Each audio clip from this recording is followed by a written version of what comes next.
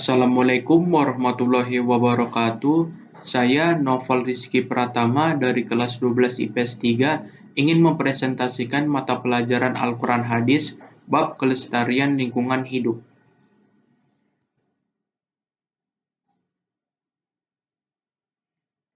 Yang pertama, surat Ar-Rum ayat 41 sampai dengan 42. A'udzu billahi minasyaitonir rajim. Bismillahirrahmanirrahim.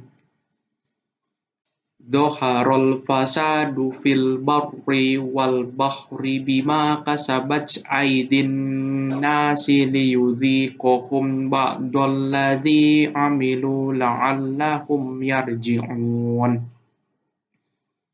Qul siru fil ardi fanzuru kaifa kana akibatul ladzina min qabl kana aktsaruhum musyrikin. Dengan terjemahan ayat 41, telah nampak kerusakan di darat dan di laut disebabkan karena perbuatan tangan manusia, supaya Allah merasakan kepada mereka sebagian dari akibat perbuatan mereka, agar mereka kembali ke jalan yang benar. Terjemahan ayat 42, katakanlah, adakanlah perjalanan di muka bumi dan perhatikanlah bagaimana kesudahan orang-orang yang terdahulu. Kebanyakan dari mereka itu adalah orang-orang yang mempersekutukan Allah. Penjelasan ayat. Allah menunjukkan dalam ayat ini bahwa telah terjadi kerusakan di bumi, baik di daratan maupun lautan.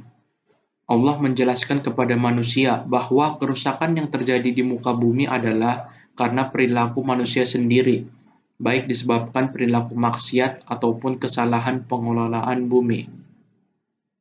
Namun demikian, Allah memberi kemungkinan manusia untuk sadar dan kembali ke jalan Allah setelah merasakan sebagian akibat perilaku mereka. Yang kedua, surat Shad ayat 27 sampai dengan 28. Bismillahirrahmanirrahim. Wa ma khalaqnas samaa'a wal arda wa ma bainahuma batila. Dzalika dhannul ladzina kafaru. Fawailul lil ladzina kafaru minan nar. Am naj'alul ladzina amanu wa amilus sholihati kal mufsidina fil ardi am naj'alul muttaqina kal fujjar. Dengan terjemahan ayat 27, dan kami tidak menciptakan langit dan bumi dan apa yang ada antara keduanya tanpa hikmah. Yang demikian itu adalah anggapan orang-orang kafir. Maka celakalah orang-orang kafir itu, karena mereka akan masuk neraka. Patutkah kami menganggap orang-orang yang beriman dan mengerjakan amal yang soleh sama dengan orang-orang yang berbuat kerusakan di muka bumi? Patutkah pula kami menganggap orang-orang yang bertakwa sama dengan orang-orang yang berbuat maksiat? Penjelasan ayat. Surat Shad ayat 27 merupakan penegasan bahwa Allah menciptakan langit, bumi. Semuanya bermanfaat dan mengandung hikmah bagi manusia. Bagi orang kafir, kenyataan ini tidak diakui sebagai kebenaran dari Allah. Oleh karena itu, mereka akan mendapatkan kecelakaan di akhirat. Mereka telah ditunggu oleh api neraka. Pada ayat 28, Allah menegaskan tidak akan pernah sama antara orang-orang yang berbuat kerusakan di bumi dan orang-orang yang selalu berbuat amal soleh. Allah akan memberikan balasan sesuai dengan amal masing-masing. Yang ketiga, surah Al-Baqarah ayat 204 sampai dengan 206.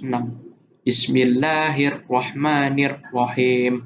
Wa minan nasi may yu'jibuka qawluhu fil hayatid dunya wa yushhidullaha ala ma fil qalbi wa wa huwa aladul khisam. Wa idza tawalla sa'a fil ardi liyufsida fiha wa yuhlikal harsa wan nas. Wallahu la yuhibbul fasad. Wa idza qila lahu taqillaha akhadhatshul izzatu bil itsmi fahasbuhu jahannam walabi'sal mihad. Terjemahan ayat 204. Dan di antara manusia ada orang yang ucapannya tentang kehidupan dunia menarik hatimu dan dipersaksikannya kepada Allah atas kebenaran isi hatinya, padahal ia adalah penantang yang paling keras. Terjemahan ayat 205. Dan apabila ia berpaling dari kamu, ia berjalan di bumi untuk mengadakan kerusakan padanya dan merusak tanam-tanaman dan binatang ternak, dan Allah tidak menyukai kebinasaan. Dan apabila dikatakan kepadanya, bertakwalah kepada Allah, bangkitlah kesombongannya yang menyebabkannya berbuat dosa, maka cukuplah balasannya neraka jahanam, dan sungguh neraka jahanam itu tempat tinggal yang seburuk-buruknya. Penjelasan ayat. Ayat tersebut menegaskan perangai orang-orang munafik. Orang-orang munafik pandai berkata-kata. Ucapan mereka sangat menarik, akan tetapi ucapan dan perilaku mereka bertolak belakang. Terkait dengan alam, mereka menunjukkan kepedulian terhadap kelestarian lingkungan, akan tetapi merekalah sesungguhnya yang merusak kelestarian alam. Mereka akan mendapatkan balasan atas perbuatan mereka berupa neraka jahanam. Hadis tentang menjaga kelestarian lingkungan hidup.